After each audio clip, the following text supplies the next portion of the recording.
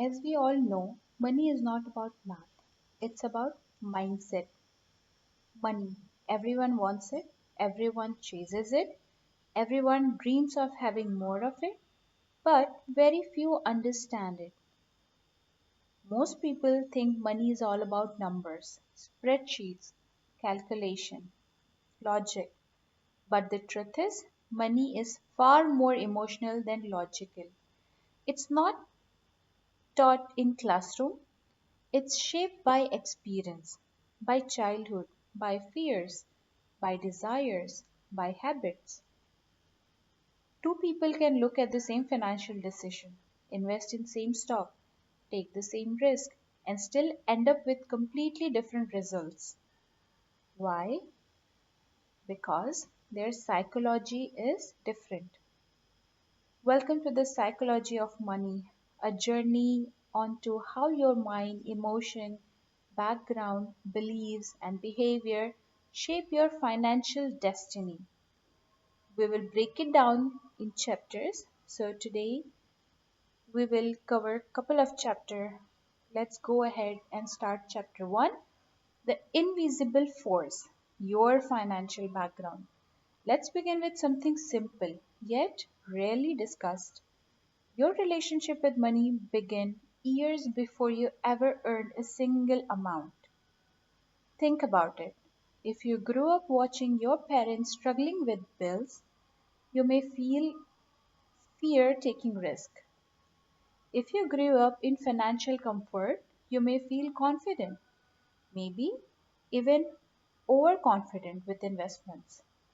If you saw sudden wealth, you may believe money comes quickly.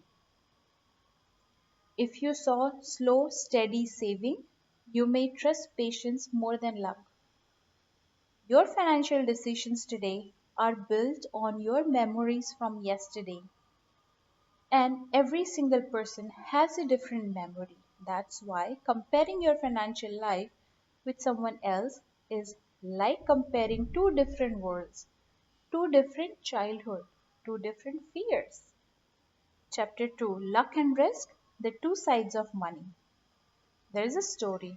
Bill Gates went to one of the biggest high school in the world for computer access, but only because that school had a computer club, and only because a group of mothers volunteered to raise money for it, and only because the computer room happened to be open late, and only because Gates happened to walk in at the right moment.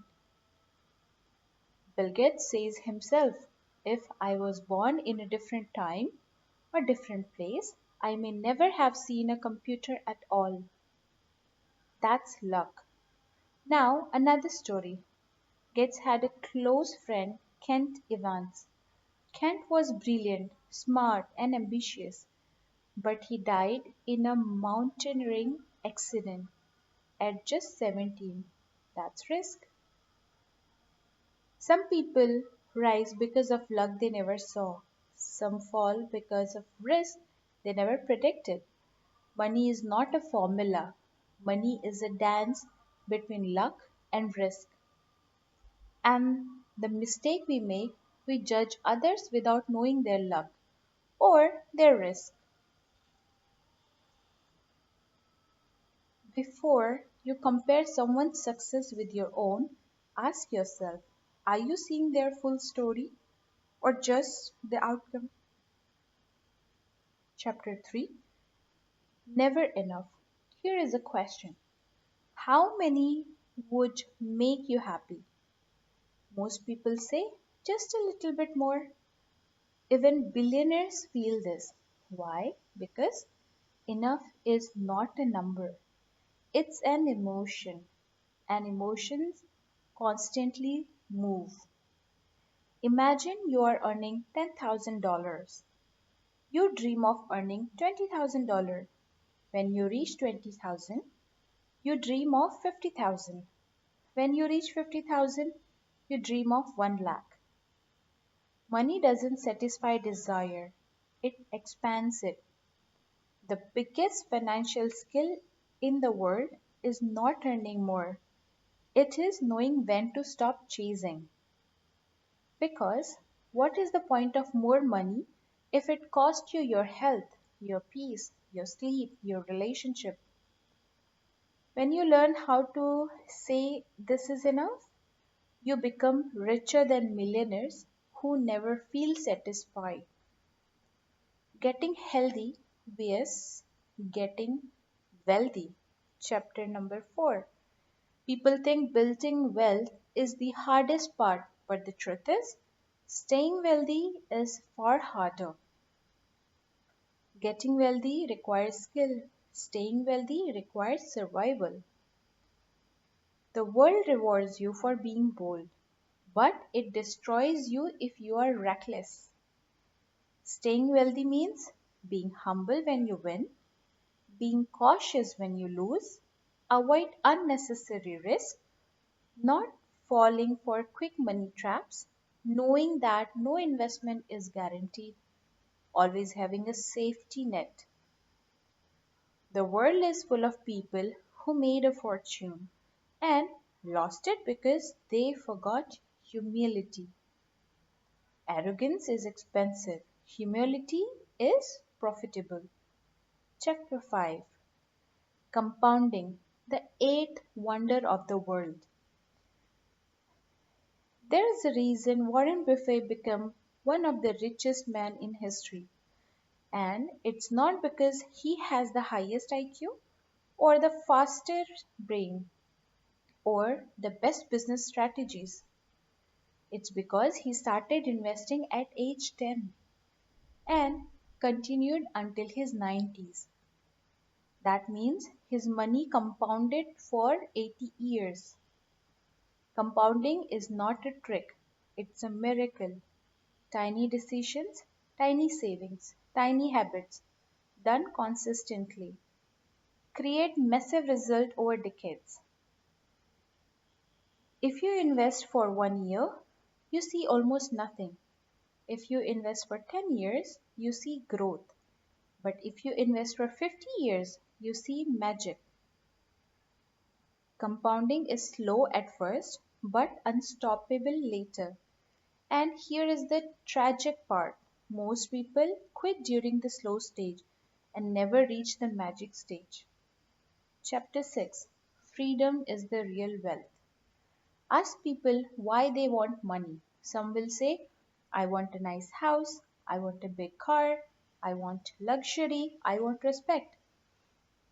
But when you strip away everything, there is one true reason people want money: freedom.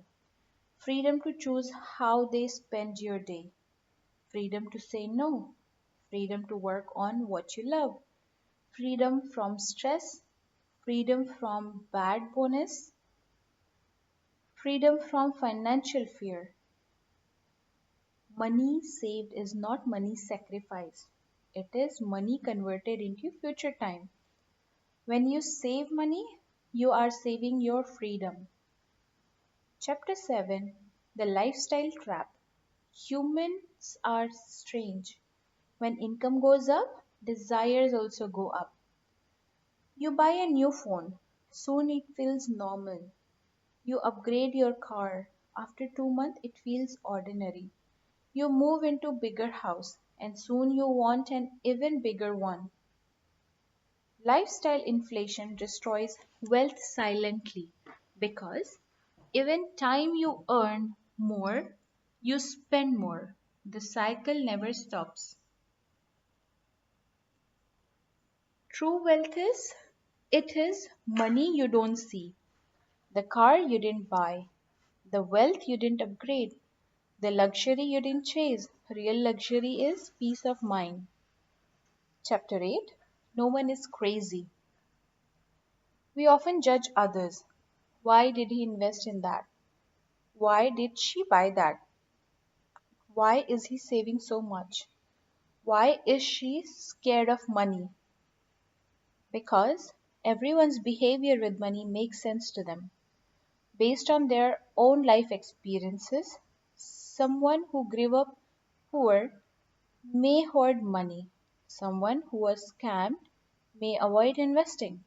Someone who experienced losses may fear the stock market.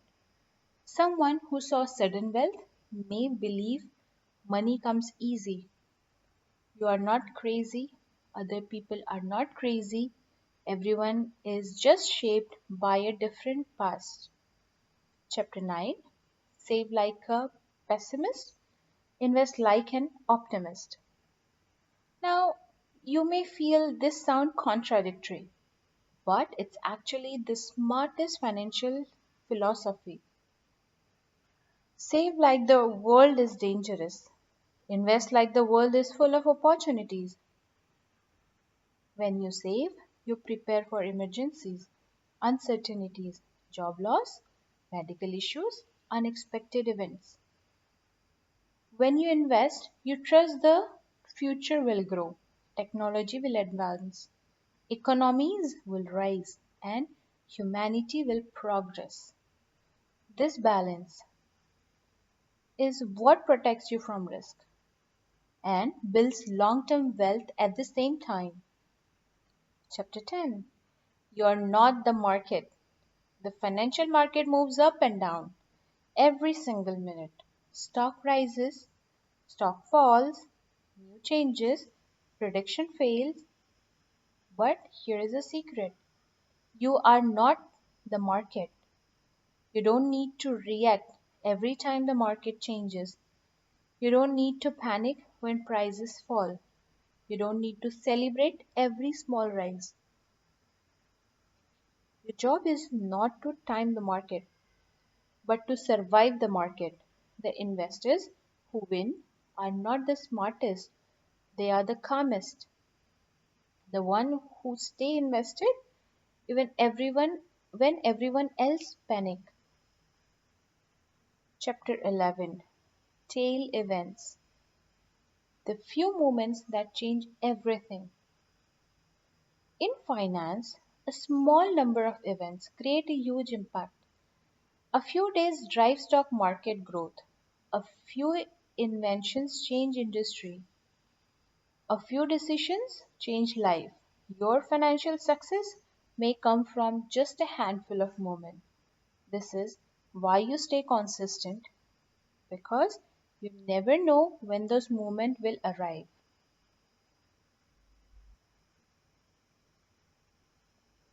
Chapter 12. Nothing is free. Everything in life has a price, and price is not always written on a bill or a receipt. When you go to a restaurant, you see the price of food. When you buy a phone, you see the price of box. But in the world of money, the biggest costs are silent. The price of high return is volatility. The price of long-term investment is patience. The price of big dream is discipline. The price of freedom is sacrifice. People want high return without volatility. They want success without sacrifice. They want wealth without stress. But nothing is free. In finance, you either pay the price or you pay the penalty. You can pay the price of patience or penalty of panic selling. You can pay the price of saving or the penalty of debt. You can pay the price of discipline or the penalty of regret. In money, you always pay. The question is, what are you paying for? Chapter 13. The seduction of pessimism. How you ever notice something? Bad news spread faster than good news. A stock falls 10% and it becomes a headline. A company grows for 10 years and it barely gets attention. Pessimism sounds smarter. Optimism sounds naive, because when someone says things will get worse, it feels like they are being realistic. But here is the truth: human progress is built on optimism. Everything around you, your phone, your home, the city you live in, the roads you walk on, all of it exists because someone believed the future could be better. Pessimism protects you in the short term, but optimism builds your life long term. If you only listen to negative predictions, you will never invest, never try, never take a chance, never dream. Remember, the world improves slowly but noisily. It declines quickly but rarely. In the long run, optimism wins. Chapter 14: The Power of Reasonable over Rational. People often ask, what is the more rational financial decisions? But rational is not always realistic. Rational means perfect logic. Reasonable means what actually works for real people. In theory, the perfect investment strategy is one that earns the highest return. In reality, the perfect strategy is the one you can stick to. For example, it might be rational to invest 100% into high growth stock, but it is reasonable. Can you sleep peacefully in the market falls 50%? Your money decisions should not be mathematically perfect, they should be emotionally sustainable. Because the strategy you can follow forever is more powerful than strategy you abandon in a panic. Chapter 15: Surprise the future never looks like the past. We love prediction, we love charts, we love patterns. But the biggest risk in finance, assuming tomorrow will look like yesterday. History is not a map, history is a guide. The world changes in the way no one sees coming. People never predicted the internet, smartphones, digital currency, pandemics, artificial intelligence, sudden crashes, sudden booms. The most important events are always surprises, and because they are surprises, they are never included in predictions. So, what should you do? Be flexible, be adaptive, expect surprises, prepare for the unexpected. In money, the most powerful skill is not accuracy, it is resilience. Chapter 16: Room for Error. Here is a secret almost nobody talks about: the difference between winning and losing. It often just survival. Having a margin of safety, a buffer, a backup plan, it is the most different between staying in the game and being wiped out. What destroys people financially is not bad investment, but a lack of safety net. If you invest everything, a small loss can ruin you. If you save nothing, a small emergency can break you. Room for error is not a weakness, it is shield. It's the cushion that allows you to stay calm during chaos. It's the barrier that protects you from the unexpected. You can be wrong many times but still succeed as long as you survive. Chapter 17: You will change, and that is okay. Think about yourself 10 years ago. Your dreams, your goal, your priorities. Are they the same today? Probably not, because humans change, desires change, plans change. But here's the problem: people often make long term financial decisions based on short term emotions. They lock themselves into commitments that their future self might not even want. What you want at 20 is not what you want at 30. What you want at 30 is not what you want at 40. And that's okay. You don't have to be financially perfect. You just have to give yourself permission to evolve. Life is long, your goals will shift, your needs will change. Build a financial plan that allows flexibility. Chapter 18: The Hidden Cost of Wealth. Ego.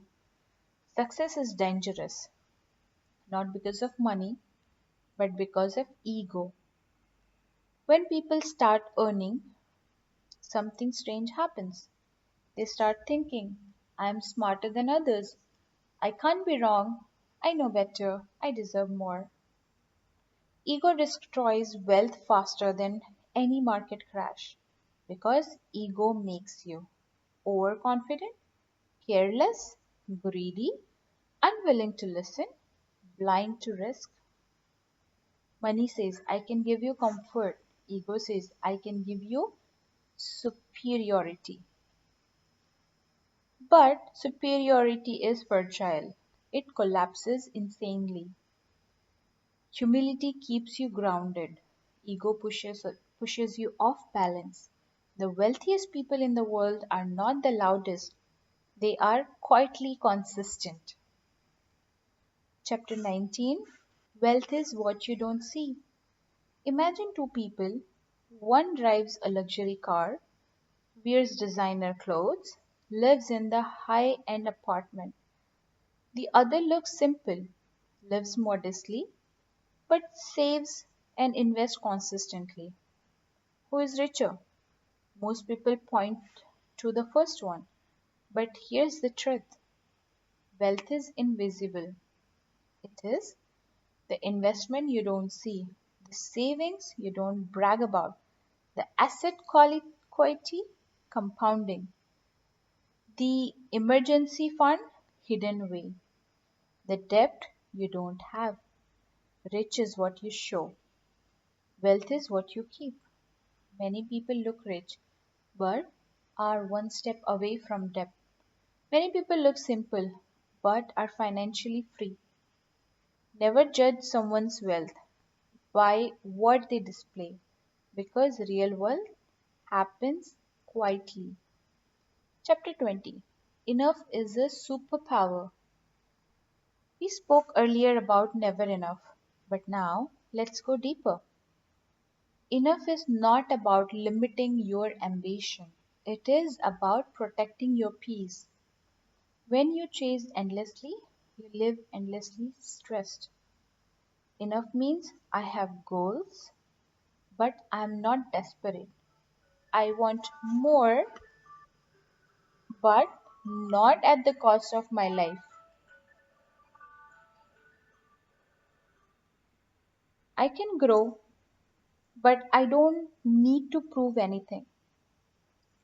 When you decide what is enough for you, you automatically win because you stop competing with everyone else around your life. You stop comparing, you stop feeling behind, you stop feeling pressure. Enough is freedom from the noise of the world. Chapter 21: The most important financial skill: patience. If there was only one skill that separates the wealthy from the constantly struggling, it is patience. In money, slow is fast. Rich people are not always talented, they are patient. Patience always compounding to work. Patience allows investment to grow.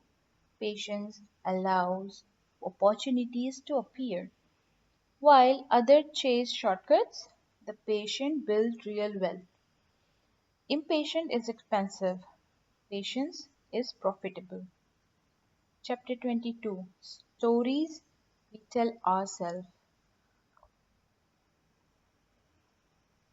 Everything we believe about money is shaped by stories. Stories passed down by family, stories we hear from society, stories created by our ego, stories from our fears. Some people believe money is hard to earn, investing is risky, rich people are lucky. I must work until I die. I don't deserve wealth. Stories become our reality. But here's the truth, you can rewrite your story. Money is not destiny, it's a skill, and skill can be learned. Whatever stories you once believed, you can change them today. Chapter 23, Why We Struggle with Long Term Thinking. Humans were not designed for long term thinking. Thousand years ago, our brain were focused on survival, not saving. Immediate gender, not future planning. But wealth is built in decades, while our mind thinks in days. This creates conflict. That's why people sell when market fall, panic when prices drop, get excited during bubbles, and struggle to stay consistent. Our natural instinct is to react, not to wait. But if you can train your mind to think long term, you unlock the world's greatest advantage because time becomes your ally.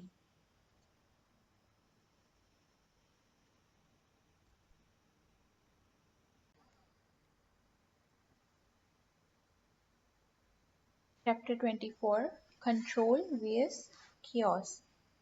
What you can't predict. In money, you control very little. You cannot control the economy. You cannot control inflation. You cannot control market crashes. You cannot control political changes. You cannot control global events. But you can control how much you save, how much you spend, how much risk you take, how patient you are, how emotional you are, how consistent you remain. People waste so much energy trying to predict the unpredictable. What will the market do next? What will the prices be next year? Nobody knows, not even the experts. The real power lies not in prediction, but in preparation. You don't need to know the future if you prepared for a range of outcomes. Let the world be unpredictable. Be so strong, so stable, so prepared, so unpredictability cannot break you. Chapter 25, When Less is More. People assume that more knowledge creates better financial decisions, but sometimes knowing too much creates more fear than clarity. Reading daily news, tracking every market move, refreshing stock prices every minute doesn't improve your success, it increases your anxiety. Money is one area where less information can actually lead to more peace. Because too much data confuses the mind, too much noise cheats creates chaos, too many opinions destroy discipline. The best investors are not those who knows everything, but those who know enough. Enough to stay calm, enough to stay consistent, enough to stay invested. Chapter 26, Emotional Money, Fear and Greed. There are two emotions that controls the financial world, fear and greed. When market falls, fear whispers, sell before you lose everything. When market rise, greed whispers, buy more, you will get rich faster. These two emotions have destroyed more wealth than any recession ever could because fear makes you sell low, greed makes you buy high. When you learn to control your emotions, you take control of your financial lives. Calm mindset build wealth. Chaotic minds destroy it. Money doesn't respond to intelligence. Money responds to behavior. Chapter 27, Financial Independence, the ultimate goal. Some people believe financial independence means being rich, but it's much simpler than that. Financial independence means your life is no longer controlled by money. It means you choose where you work, you choose how long you work, you choose who you work with, you choose the life you want, you choose the freedom. The goal is not to impress the world, the goal is to escape the pressure of the world. When you reach financial independence, you replace stress with choices, fear with confidence, and pressure with peace. Independence is wealth's greatest gift. Chapter 28: The Social Side of Money.